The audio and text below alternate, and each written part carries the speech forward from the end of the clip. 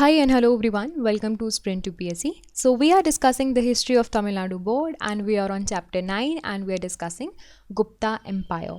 So इस particular session में हम समझेंगे about the social life, art and culture and art and architecture. काफ़ी इंटरेस्टिंग सेशन होने वाला है. इसमें हम बहुत सी इंपॉर्टेंट चीज़ें पढ़ेंगे, सो काफ़ी ध्यान से आपको सुनना पड़ेगा.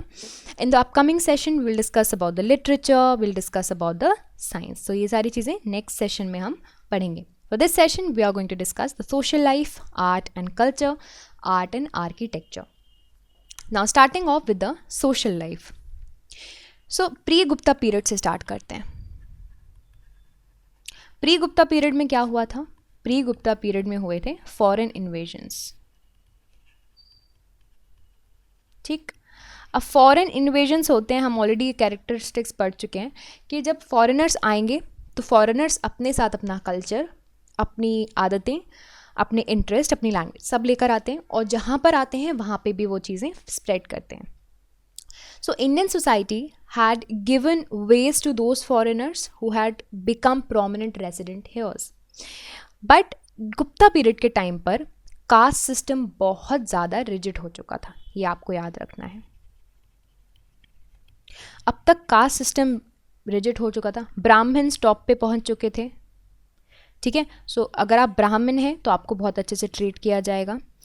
एंड उसकी वजह से अगर if they are top in the society, rulers जो थे और वेल्दी लोग थे वो ब्राह्मण्स को गिफ्ट्स दिया करते थे, है ना.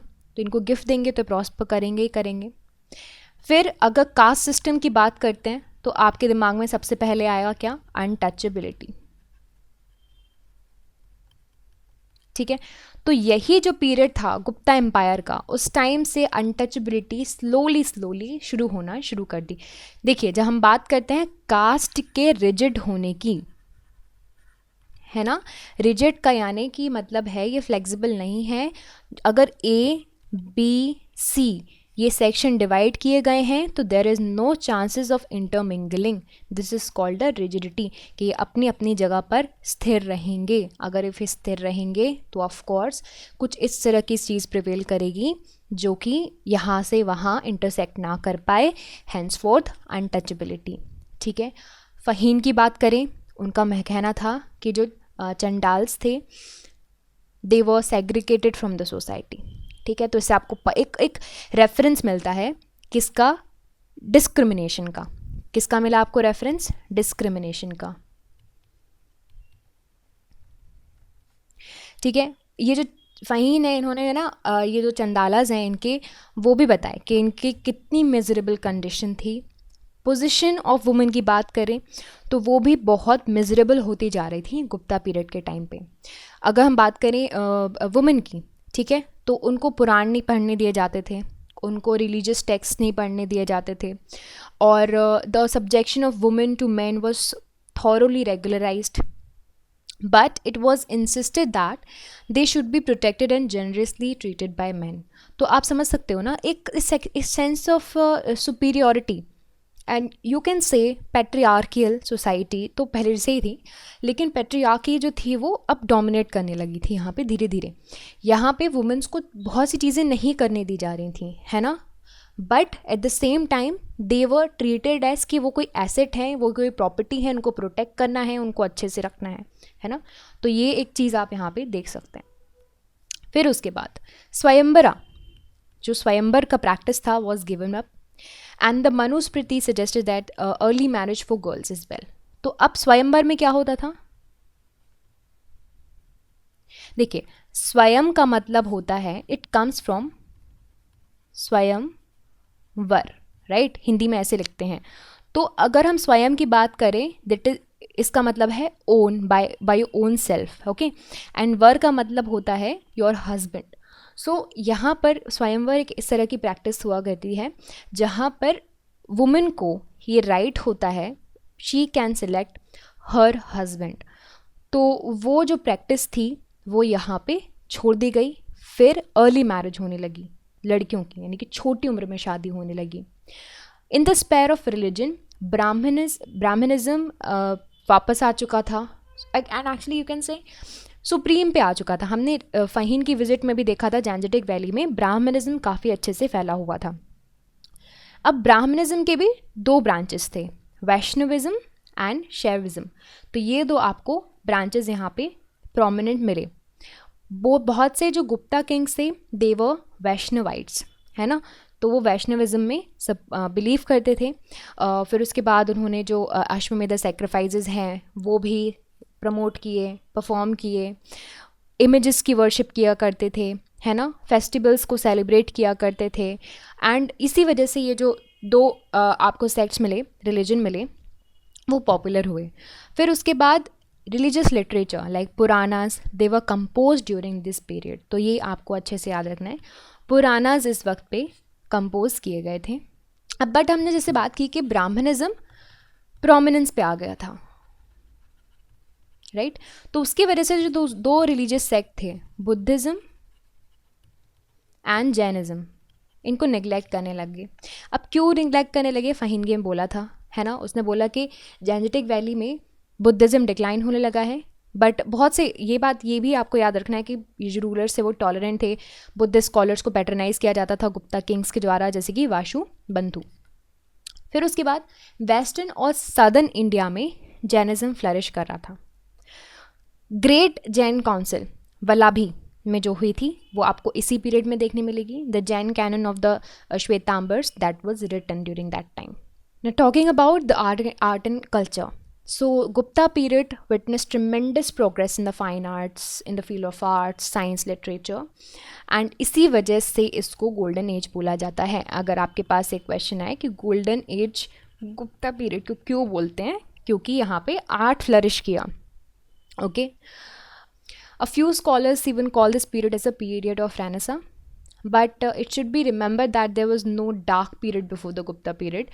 So usually Renaissance तब बोला जाता है जब आप डार्क से ब्राइटर साइड पे आते हो, एक एज अपलिफ्ट होता है, रेवोल्यूशन होता है। बट यहाँ पे ऐसा कुछ नहीं था कि पहले बहुत डार्क पीरियड चल रहा है, बट एक काफ़ी जीनत पे पहुँचा था यहाँ पे art and architecture. Cultural progress आपको काफ़ी अच्छी मिली, है ना, इंडियन इंटेलेक्चुअल एक्टिविटीज़ काफ़ी अच्छे से कल्मिनेट की इस पीरियड में। Talking about art and architecture, so architecture के टाइम पर, oh my God, Gupta empire बहुत ही इंपॉर्टेंट रोल प्ले करता है। अगर हमारी हिस्ट्री के ऑफ आर्किटेक्चर की बात करें, इन्होंने बहुत से अच्छी चीज़ें बनवाई, है ना। नागरा एंड द्रविडियन स्टाइल्स, दोनों के दोनों स्टाइल्स आपके इस पीरियड में इवॉल्व किए। But most of the architecture of this period had been lost, क्योंकि फॉरेनर्स आके सब खराब कर देते हैं, हंस ने आके सब इन्वेट करके सब खराब कर दिया।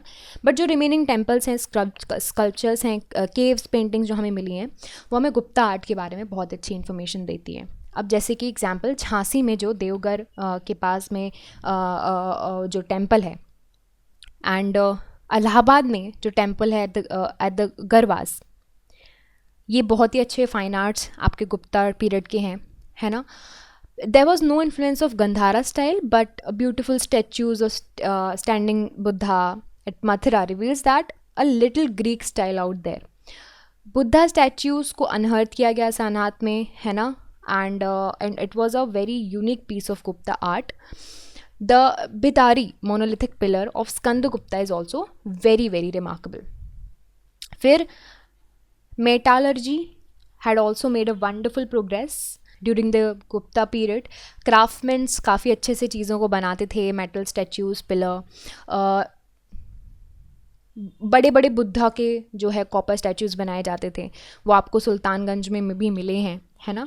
और Delhi iron pillar was also during the time of the Gupta period and still free from rust, although इसको completely like sun rains में बहुत सेंचुरी तक रखा गया, तब भी आप समझ सकते हो इतना लॉन्ग लास्टिंग है। पेंटिंग्स ऑफ गुप्ता पीरियड्स आपको बाघ केव्स में ग्वालियर के आसपास मिलेंगी। तो यूजुअली आपको ये रीजन्स कैसे मिले हैं? नर्मदा वैली के आसपास, ये याद रखिए, जहाँ जहाँ तक उनका टाइम होगा वहाँ तक मिलेगा। फिर उसके बाद अजंता, ठीक है। तो अब आप अजंता की पेंटिंग्स देखेंगे तो आपको जातक स्टोरीज़ वहाँ पे डिपिक्ट की गई हैं बुद्धा की, है ना। तो ये सारी चीज़ें, एंड पेंटिंग्स एट सियागिरी श्रीलंका, है ना, हाईली इन्फ्लुएंस्ड आपको ये मिलेगी कैसे, अजंता स्टाइल से। गुप्ता का कॉइनेज भी बहुत अच्छा था। समुद्रगुप्त ने 8 तरह के गोल्ड कॉइन जो है वो इशू किए थे।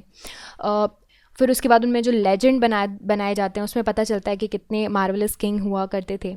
The figures inscribed on them are illustrative of the skills greatness of the Gupta numismatic arts. Chandragupta two और उसके जो सक्सेसेस थे, उन्होंने गोल्ड, सिल्वर, कॉपर कॉइन्स बहुत ही डिफरेंट वैराइटीज़ में इशू किए थे. So this is all about the Gupta social life, art, architecture, art and culture. In the next session, we will discuss about the literature and science. So stay tuned for that. If you like this video, you can subscribe to the YouTube channel for more videos and updates. And also you can download the Sprint UPSC app to practice book chapter and topic wise. Remember, candidates, just reading books and watching videos are not going to help you out unless you practice thoroughly. So identify your mistakes and work to improve your performance, and Sprint UPSC is the perfect app to do all of this. अगर आपको ये video पसंद आया हो तो हमारे YouTube channel को subscribe कीजिए और वीडियोज़ एंड अपडेट्स के लिए. साथ ही साथ डाउनलोड कीजिए Sprint UPSC ऐप. यहाँ पर आप अपनी book chapter and topic wise practice कर सकते हैं. देखिए, से बुक पढ़ने से और वीडियोज़ देखने से मदद नहीं मिलेगी जब तक आप अच्छे से प्रैक्टिस नहीं करोगे. तो अपनी मिस्टेक्स को जानिए एंड परफॉर्मेंस को इम्प्रूव कीजिए, और Sprint UPSC इसके लिए परफेक्ट ऐप है.